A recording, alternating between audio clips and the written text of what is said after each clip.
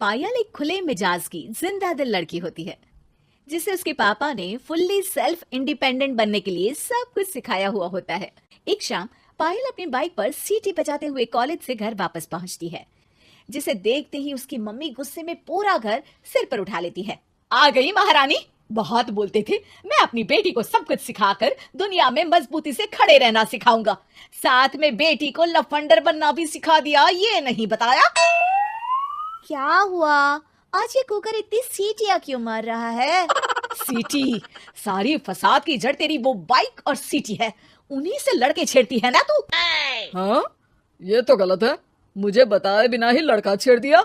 हाय तौबा, ये कैसा पति और बेटी मिले हैं मुझे। अरे मम्मी यार, तुम ओवर एक्टिंग बंद करो, और मैंने कोई लड़का नहीं छेड़ा पापा। शिट यार। अच्छा मम्मी, आप पहले मुझे ये बताओ कि आपको ये सब बेकार बातें बताता कौन है? अच्छा, तूने कोई लड़का नहीं छेड़ा? अरे वही शर्मा आंटी, वही बताती रहती है, पर उसकी खबर तो मैं खुद ले लूंगी। अच्छा मेरी प्यारी बेटी थक गई होगी ना, जा जाकर आराम कर बेटा। अचानक मम्मी को गर्म से नरम होते देख के पायल और उसके पापा कंफ्यूजन में एक दूसरे को देखने लगते हैं। आंखों से कुछ इशारे होते हैं और पायल वहां से चुपचाप चली जाती है। जिसके बाद रात को घर में सबके सोने के बाद दोनों पापा बेटी छत पर मिलते हैं। क्या खबर लाए हो? अरे तुम्हारी मम्मी तो हमसे भी तेज निकली, कोई खबर नहीं मिली। क्या यार पापा, पता नहीं अब मेरी मदर इंडिया कौन सा बम फोड़ेंगी। इसी के साथ दोनों अपने कमरे में वापस जाकर सो जाते हैं। अगली सुबह पायल जैसे ही कॉलेज जाने के लिए तैयार होकर कमरे से बाहर निकलती है तो उसकी मम्मी उसे लड़के वालों के सामने ले जाकर खड़ा कर देती है। जी, ये है मेरी बेटी पायल, थोड़ी चंचल है लेकिन बहुत नेक दिल और होशियार है। देखते ही देखते कुछ घंटों में पायल और शुभम का रिश्ता पक्का हो जाता है, जिसके कुछ दिनों बाद पायल शादी कर अपने ससुराल पहुंच जाती है। सोचा था मम्मी कोई बम फोड़ेंगी, पर उन्होंने तो सीधा मुझे उम्र कैद की सजा ही दे दी। बहू, अब उम्र कैद समझो या बम, रहना तो यही है, निभाना यही है, इसलिए छिछोरी हरकतें बंद करनी होगी। है?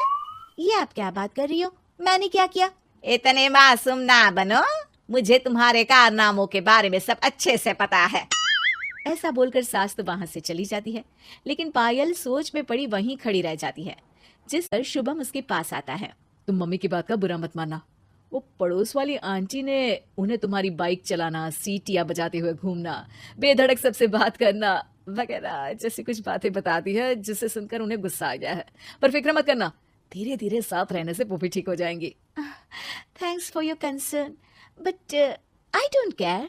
पायल सीधा अपने कमरे में चली जाती है। अगली सुबह कॉलेज जाने के लिए तैयार हो सीटी बजाते हुए कमरे से बाहर निकलती है, जिसे देख सास गुस्से से तिलमिला उठती है। महारानी, शादी के अगले ही दिन ये हीरोइन बनकर कहाँ चल पड़ी? और ये लफंगों की तरह सीटियां बजाना बंद करो, ये हमारा घर है, कोई सड़क नहीं जहाँ तुम आवारागर्दी करती घूमो। मम्मी जी, सीटी बजाने और कंफर्टेबल कपड़े पहनने से लोग कब से आवारा बनने लगे?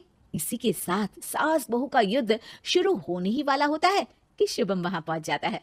माँ, उसका कॉलेज है इसलिए ऐसे तैयार हुई है। और पायल, तुम भी माँ को समझने की थोड़ी कोशिश करो ना प्लीज।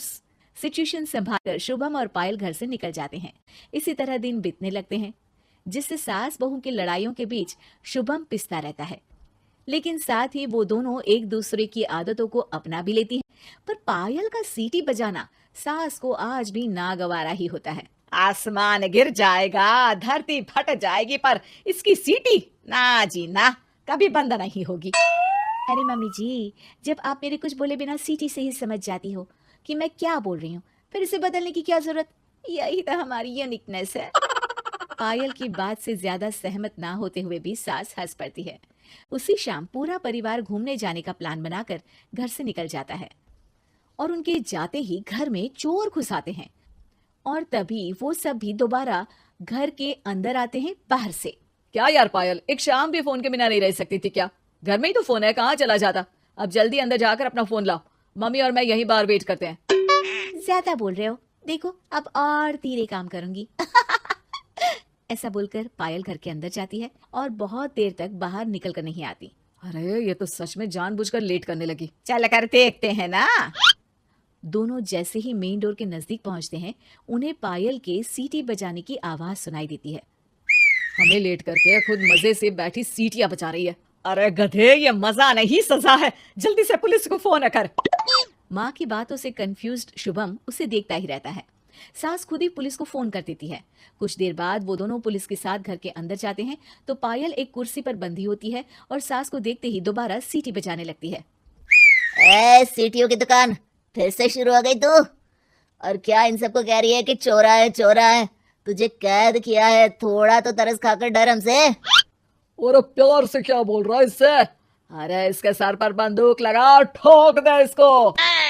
अरे चल झूठे, तेरे पास तो हथियार है ही नहीं। सास की बात सुन वहां मौजूद सारे इंसान हैरान रह जाते हैं और पुलिस तुरंत उन चोरों को अरेस्ट कर लेती है।